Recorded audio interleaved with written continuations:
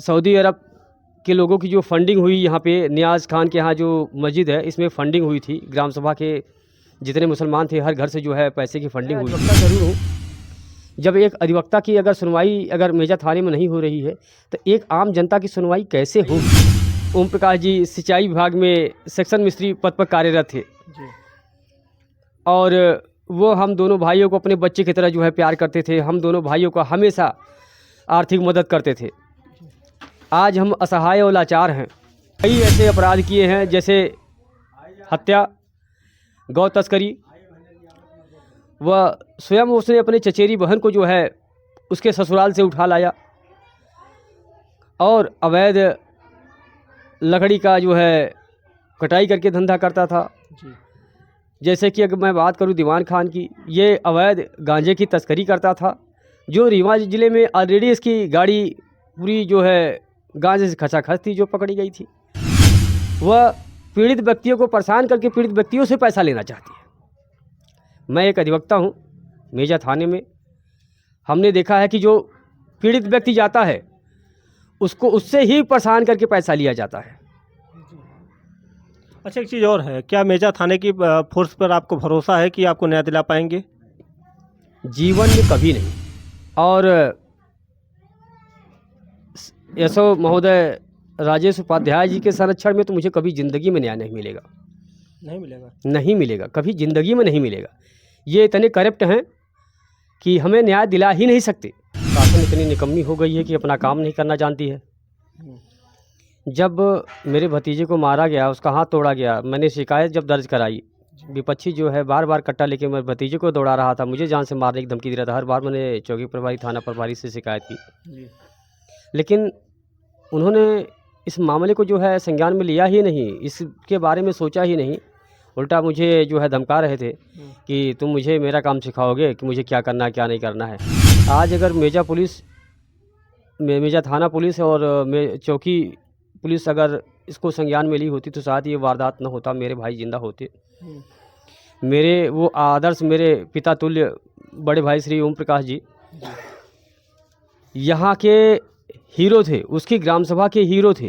तो आपने देखा ही होगा कि होली के दिन जो है यहाँ पे खूनी संघर्ष हुआ था। आज जो है प्रधान जी के घर पे हैं, इनके बड़े भाई जो बड़े भाई थे या छोटे भाई थे, आज जो है उनकी जो है दर्दनाक जो है मौत हो जाती है। और यहाँ पे ये होता है दो समुदायों के बीच में जो है आपस में लड़ाई झगड़ा होता है। उसके बाद यहाँ पे प्रधान के भाई उन्होंने जो है ज़िंदगी और मौत का जो है वहाँ पे अस्पताल में इन्होंने जो है दम तोड़ दिया। आइए वकील साहब हैं, मैं इनसे जानता हूँ कि ये कौन लगते हैं जो ख़त्म हुए हैं। सबसे पहले क्या नाम है आपका?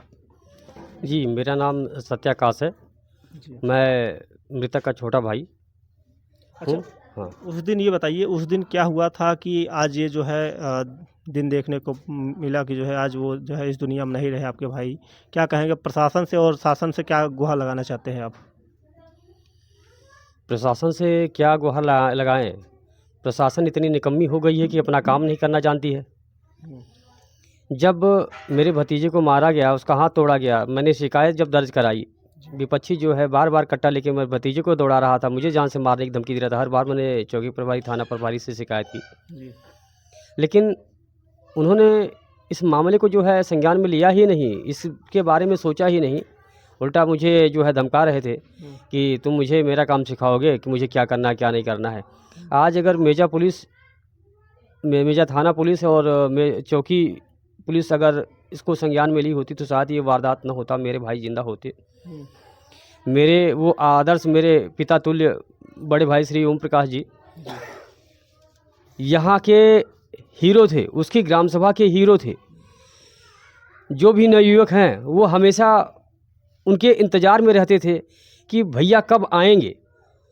भैया जब आते थे वो इतने खुश होते थे जैसे साक्षात भगवान आए हुए हों और उनकी मन की मुरादों को पूरी करते थे।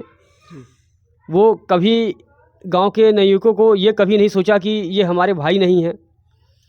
हमेशा वो सरकारी कर्मचारी थे, हमेशा जब भी आते थे उनके ऊपर दिल खोल के अगर उनकी कोई परेशानियां है तो उसको समझते थे। उनकी जो कहना होता था कि भैया मुझे ये खाना है, ये पहनना है, उस चीज़ को वो उपलब्ध कराते थे। उनके घर में अगर किसी समस्या से जूझ रहा है तो आर्थिक मदद भी करते थे। इसीलिए वो हमारे गांव में पूज्य थे, हमारे नवयुवक भाइयों के आदर्श थे। जी। लेकिन मुसलमानों की सोची समझी साजिश थी, जो थाना प्रभारी मेजा की मिली भगत थी। ये सारी जो है सऊदी अरब के लोगों की जो फंडिंग हुई, यहाँ पे नियाज़ खान के यहाँ जो मस्जिद है इसमें फंडिंग हुई थी। ग्राम सभा के जितने मुसलमान थे हर घर से जो है पैसे की फंडिंग हुई थी। और हमारे छोटे भाई मेरे बहुत दिल के करीब, मेरे मतलब बच्चे जैसे, मेरे खुद की जैसे आत्मा हैं। जी। साजिश की गई थी उनको मारने की। जी। लेकिन हमारे बड़े भाई, हमारे अपने छोटे भाई प्रधान जी को बचाने के चक्कर में जो है आज अपनी जान गंवा बैठे। जी। अच्छा, प्लानिंग जो है प्रधान जी को थी और पड़ गए आपके बड़े भाई। हाँ, ऐसा है। प्लानिंग तो हमारे छोटे भाई प्रधान जी को मारने की थी, साजिश उनकी, टारगेट उनके वही थे। लेकिन बड़े भाई स्वर्गीय श्री ओम प्रकाश जी जो है हमारे प्रधान जी को बचाने के चक्कर में आज अपने भाई, अपने बच्चे की जान बचाने के चक्कर में अपनी जान गंवा दी। मैं उनको तहे दिल से जो है प्रणाम करता हूँ और भगवान से मैं प्रार्थना करता हूँ कि उनकी आत्मा को शांति मिले। जी। और वो हमेशा हमारे दिल पे राज करेंगे, हमारे हमेशा पूज्य हैं, पूज्य ही रहेंगे। जी। अच्छा, अब जो है योगी जी से क्या गुहार लगाना चाहेंगे, जो अभी तक जो है क्या कार्रवाई हुई है और क्या अभी तक बाकी रह गई है? माननीय मुख्यमंत्री जी से मैं निवेदन करना चाहूँगा जी। कि हमारे मृतक बड़े भाई स्वर्गीय श्री ओम प्रकाश जी की पत्नी व बच्चों के परवरिश के लिए कम से कम 1 करोड़ की आर्थिक मदद और उनके बड़े बेटे व बड़ी बेटी को सरकारी नौकरी, और हम दोनों भाइयों के ऊपर हमेशा जान माल का खतरा बना हुआ है, तो हम लोगों का जो है पिस्टल का लाइसेंस हम लोगों को चाहिए। और हो सके तो हम लोगों का जो है आर्थिक मदद, हम दोनों भाइयों को भी आर्थिक मदद मिले, क्योंकि वो हमारे पिता तुल्य थे। हमेशा हमारे जो है हम दोनों भाइयों को हमेशा सहयोग करते थे, आर्थिक मदद वैसे भी जो है हमेशा हमारे अच्छे सलाहकार, हमारे जो है आर्थिक मदद करने वाले थे, हमारे भगवान थे। आज उनके न होने से इतना टूट चुके हैं कि अब खुद का शरीर और खुद का जो है ये प्राण जो है अब भारी लगने लगा है कि कैसे हम जिएंगे, जब हमारा आत्मा ही नहीं, हमारे भगवान ही नहीं, तो हम कैसे जिएं। अच्छा, भाई क्या करते थे? हमारे बड़े भाई ओम प्रकाश जी सिंचाई विभाग में सेक्शन मिस्त्री पद पर कार्यरत थे। जी। और वो हम दोनों भाइयों को अपने बच्चे की तरह जो है प्यार करते थे, हम दोनों भाइयों को हमेशा आर्थिक मदद करते थे। आज हम असहाय और लाचार हैं। अच्छा, एक चीज़ और पूछना चाहेंगे, अभी जो है उस दिन जब आपके भाई की जो है आप बॉडी यहाँ पे आई थी, तो अधिकारियों ने क्या आश्वासन दिया है आपको? मेजा एसीपी महोदय ने लिखित रूप से आश्वासन दिया है कि मैं आपको हमारे बड़े भाई की पत्नी व बच्चों को 1 करोड़ की आर्थिक मदद व बड़ी बेटी श्रद्धा व बड़े बेटे अमन को सरकारी नौकरी और हमें पिस्टल का लाइसेंस और हमारी संरक्षण हेतु जो है पुलिस प्रशासन की व्यवस्था दी जाएगी। तो क्या आपको लगता है कि जो है जो आश्वासन दिया गया है, क्या ये पूरा होगा या फिर ऐसे ही रह जाएगा? मैं एक ही बात कहना चाहूँगा, मैंने जो लिखित रूप से लिया है, एसपी महोदय इस बात को पूर्णतया होश व हवास में लिखे हैं। अगर ये हमारे साथ अगर कोई खेल खेल रहे हैं, अगर उसको पूर्ण नहीं कर रहे हैं तो इनको इस्तीफ़ा देना पड़ेगा। अगर ये इस्तीफ़ा नहीं देंगे, हमारी शर्तें, हमारी बातें नहीं मानी जाएंगी, मैं वादा करता हूँ मैं पूरे परिवार सहित आत्मदाह कर लूँगा, क्योंकि मुझे हर तरह से अपंग बना दिया गया है। हमारे पूज्य बड़े भाई, हमारे भगवान श्री ओम प्रकाश जी, उनका ध्यान एक ऐसी घटना को झकझोर देने वाली, जो आत्मा को झकझोर देने वाली है, जो इन आतंकवादी सोच रखने वाले मुस्लिम समाज के व्यक्ति ये हमेशा हम तीनों भाइयों पे हमेशा बुरी नज़र थी। हम तीनों भाइयों को हमेशा जान से मार देना चाहा।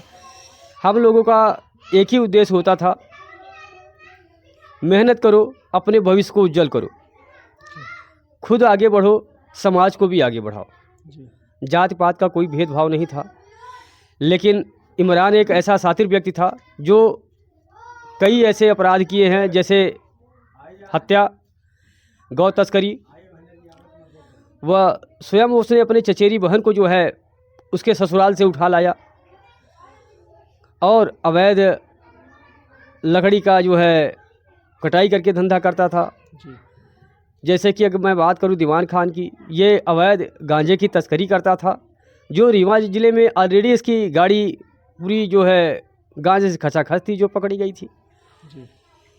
ये गुप्त रूप में टोटली ये अवैध धंधे करते हैं। जैसे पिस्टल, अभी भी की मैं बात करूं, अगर इन लोगों के घर में छापा मारा जाए तो अवैध पिस्टल, क्योंकि जिस समय वारदात हुआ था इनके घर में अवैध राइफल और अवैध पिस्टल, अवैध असलहे मौजूद थे।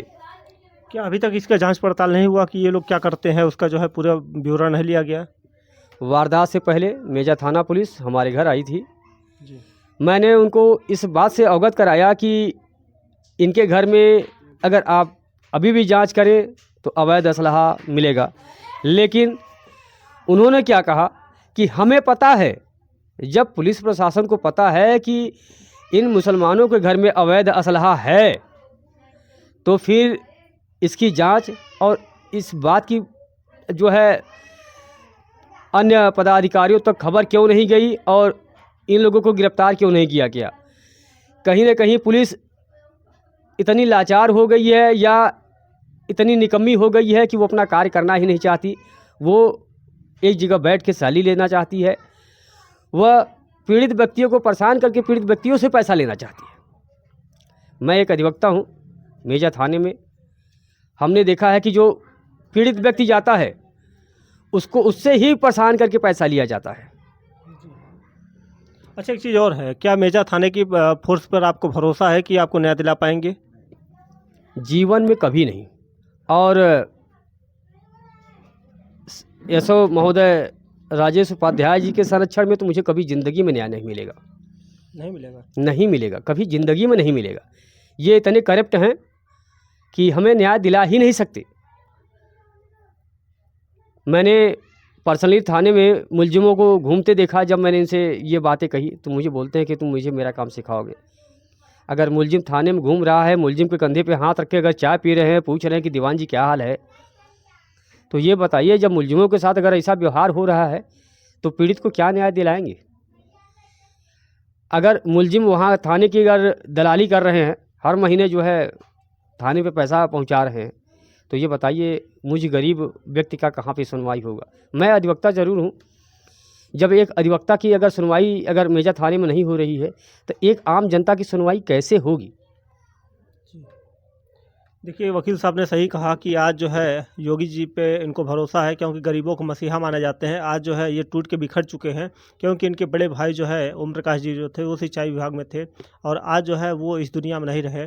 और भगवान जो है उनको आत्मा को शांति दे, जहाँ कहीं भी हो उनको जो है स्वर्ग नसीब हो।